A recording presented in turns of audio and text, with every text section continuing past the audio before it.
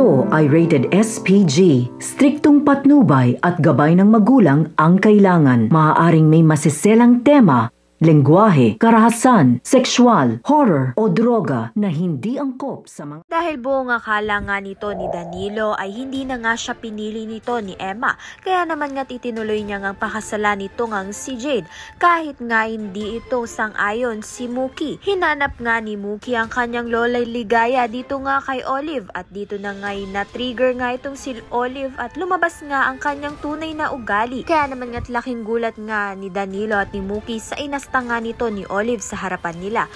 Upang nga mapanatag ito ngang si Mookie ay pinaghanap niya nga itong si Ligaya at may maririnig nga siya sa kanilang bahay na humihingi nga ng tulong at dito na nga'y makikita niya nga itong si Ligaya na nakakulong at sinabi na nga ni Ligaya ang katotohanan dito nga sa pagkatao nga nito ni Olive dahil ito ngang si Olive ay nagpapanggap nga lang bilang Jade. Sa kabilang banda naman nga kinausap na nga ng masinsinan ni Emma ito ngang si Logan at ipinaamin niya nga kung ano ngang ginawa nga sa kanya dahil nga hindi na nga siya pinansin nito ni Danilo. At dito na nga'y nalaman na nga ni Emma ang katotohanan na may inilagay nga sa kanyang inumin itong si Logan upang nga mawala siya sa kanyang sarili.